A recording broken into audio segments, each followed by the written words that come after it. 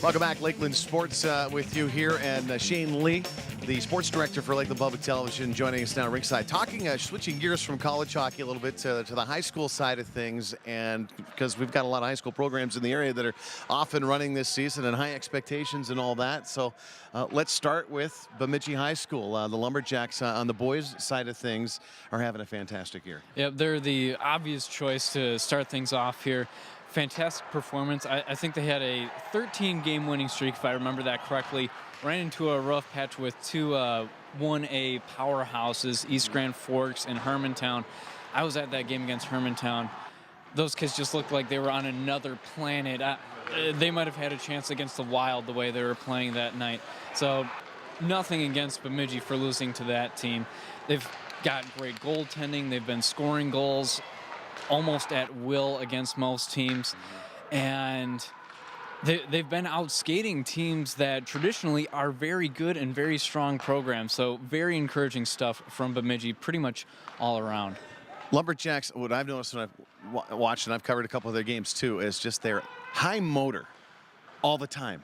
Back checking even in the offensive zone, that type of thing. It's just all out all the time. Exactly. Like getting through the middle of the ice against Bemidji is just a nightmare for most teams. Right. They get to every puck, teams try to play it out, and they just can't. It's incredible to see how quickly they close down in opening. It's amazing the effort these kids are putting forth. Excellent. Well, again, high expectations for Bemidji in Class 8 AA, and I imagine down the road, World looms and maybe Rosa. We'll see how it all shakes out. Let's touch on some of the other teams around the viewing area, and Brainerd, first of all. Let's go there.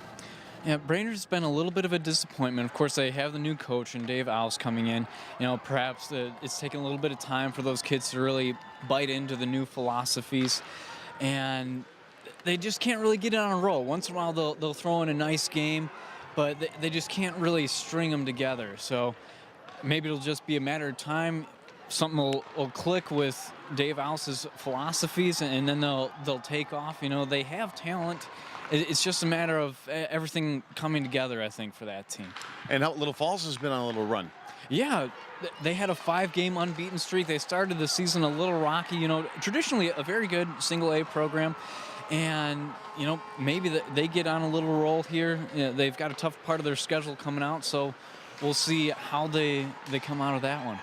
How about then we head up north and a couple of, right around 500 teams, Roseau and Warroad this season. Yeah, Roseau and Warroad, you know, not really where they normally are. You know, we talk about depth being a problem there. You know, depth oftentimes is two full, really good lines, and then maybe you sprinkle in somebody on a third line that can possibly find the net once in a while.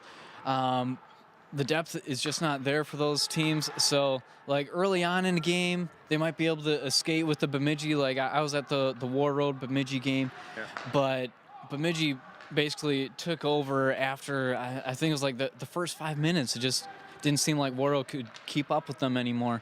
And Roseau, you know, kind of the same thing. We saw Bemidji go to Roseau and beat them. Nice win for Bemidji. And Roseau back in town against Bemidji this week. Okay, well, let's talk girls hockey now, too. Get a touch on them. And why don't we stay in Roseau, first of all, because, you know, you've told me that this team can just flat out skate. Yeah, I was wowed when I saw the Roseau girls team come in and play Bemidji.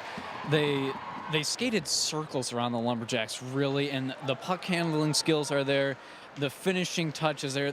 They've got 3 girls on that team that can basically put a puck wherever the heck they want it on any goalie. It was just incredible. Other girls programs you want to touch on? Yeah, you know, the Warroad girls are ranked 5th in Class A right now. They score about 4 goals a game, so again, very good. You know, those 2 rival teams, both strong.